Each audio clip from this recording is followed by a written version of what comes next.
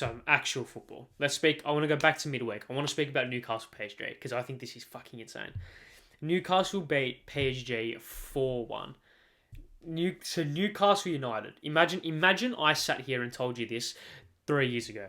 Newcastle United just beat Paris Saint-Germain 4-1 in the Champions League group stage. 4-1. It was unbelievable. This was a game that I was so intrigued by because of everything that surrounds both clubs. Obviously, the baggage that both clubs hold, with Newcastle with their rise to success, PSG with their rise to success, how both clubs responded to the state of both of these clubs right now, the squads that both of these clubs have, the way that they've gone about their spending. I thought it was such an interesting matchup. It was something that I was extremely looking forward to when the group stage got announced. And Newcastle fucking won 4-1. It was insane. And there's this compilation going around on Twitter, which I love. I love so much. And it's a compilation of when Newcastle, I think this was when they were 4-1 up, or maybe 3-1 up. Yeah, it was like this compilation of when Newcastle are winning the game, every tackle, all the players are kind of riling the crowd up, getting the crowd involved. And I just looked at that and I was like, fuck, that's what football's about. Like, that is what football's about. When you are in this kind of mode where it's just like everything is going right, the crowd is going berserk, every tackle, every corner, every shot is just cheered with such emotion and such passion. It created for one of the better spectacles I've seen watching from home. The noise coming through the fucking TV was cracked. Like, it was so loud. And I can only imagine how loud it would have been at St. James's Park when that fourth goal goes in. Like, it just would have been a really magical night for Newcastle supporters.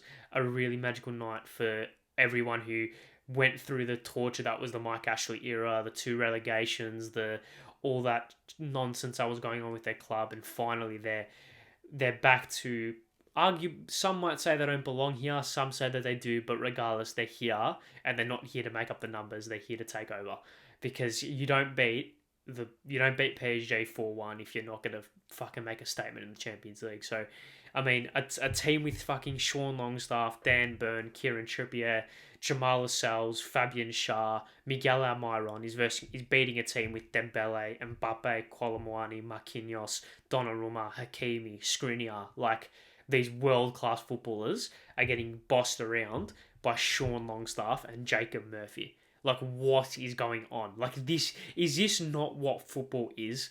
Like, this is football summed up perfectly. I love it. And yeah, you can say Newcastle have spent. Yes, they have spent.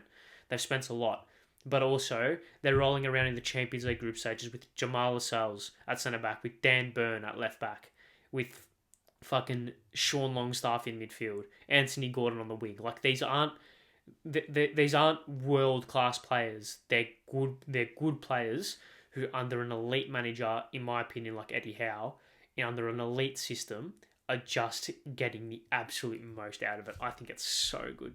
I think it is unbelievable. And got to give credit to them. You have to give credit to them, because it was a magical, magical night. Like, and it makes... See, this is going to sound really counterproductive, right? Or maybe not counterproductive, but this is going to sound really weird considering the fact that I'm a Chelsea supporter, right? And I've seen my club win... Like, I've properly seen my club win a Champions League. I can't really remember the 2012 one all that well.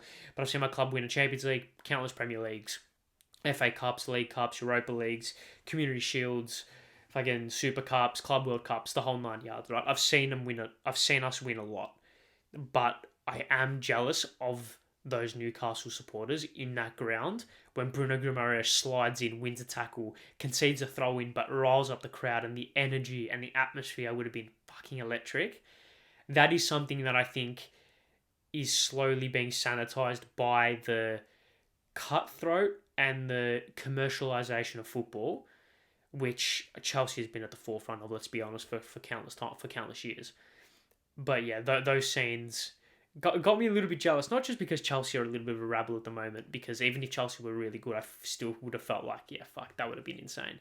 Chelsea have had a couple of those moments where just the crowd is electrifying, and I remember Chelsea played against Liverpool. I think it might have been at the start of last year, so the start of 2022, and Chelsea drew 2-2.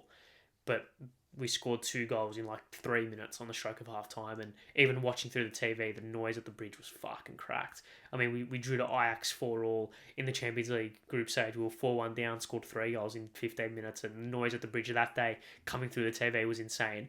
I can only imagine how Newcastle fans would have felt after, like I said, going through all that shit and seeing what they would have felt when fucking Fabian Schär, or people, scores the 4th. That would have been pretty good. That would have been pretty good, and I'm happy for them. I like Newcastle as a club. I really do. I like the history. I love Alan Shearer, so that's a plus. But I like the kind of rivalry that they had with United in the late 90s. All that kind of nearly winning the league, top of the league at Christmas, and not quite being able to quite do it, and the fall, going into the championship a couple of times, coming back up, having like that mini resurgence under Rafa, and then falling under Bruce, and then coming back under Eddie Howe. I really do like it. So, it was a really cool game to watch, a really cool game to kind of observe, and to hear the reaction, and to hear the kind of everything that was said post game about it. Really cool, like really cool. And I think that's what football is, right? That's what football is, because I saw on Twitter, like that compilation I was speaking about earlier. I saw a lot of people on Twitter saying, "Oh, how embarrassing is it fucking cheering a throw in when you're 3-1 up, or cheering a goal kick when you're 3-1 up." It's not about cheering the moments. It's like I think for Newcastle fans was just a celebration of just. It was almost like an explosion of just so much emotion that has been built up over the last decade, that like now we're finally here. Like, we're beating arguably the best team in the world 4-1 at our fucking home deck. Like, that would have been insane. That feeling would have been unreal. So happy for them. Fucking Miguel Almiron getting the first. Of all people, Miguel Almiron scored the first goal against PSG en route to a 4-1 win. And when you look at their goal scorers, I mean, it was Dan Burn, Almiron, Longstaff, and Fabian Schär. I mean,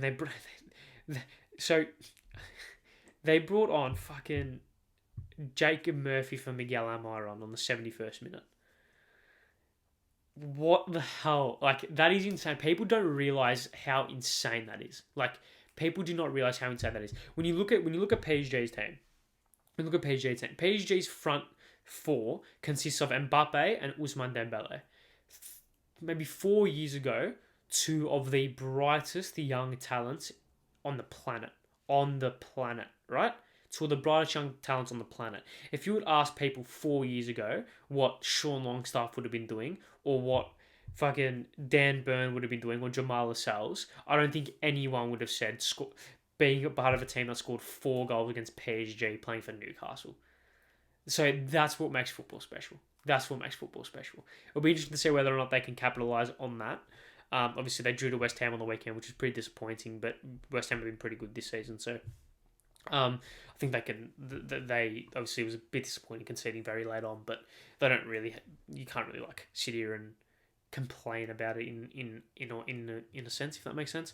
And then they go to Dortmund, or that they host Dortmund, and then they've got a run where they go to Dortmund, they go to Paris, and then they come back and host Milan. That would be fucking awesome. That'd be so cool. So yeah, Newcastle fans are like living the dream right now. They've lost since their 3-1 loss to Brighton in start of September. They haven't lost. They beat Sheffield United 8-0. They beat City. They beat PSG. Unreal. Would be unreal. Being a Newcastle fan would be really fucking fun right now. I'll tell you that for free. So yeah, a little bit jealous, just a little bit jealous, but yeah, I like to live vicariously through other clubs and just the vibes. The vibes of football is what I live for, to be honest.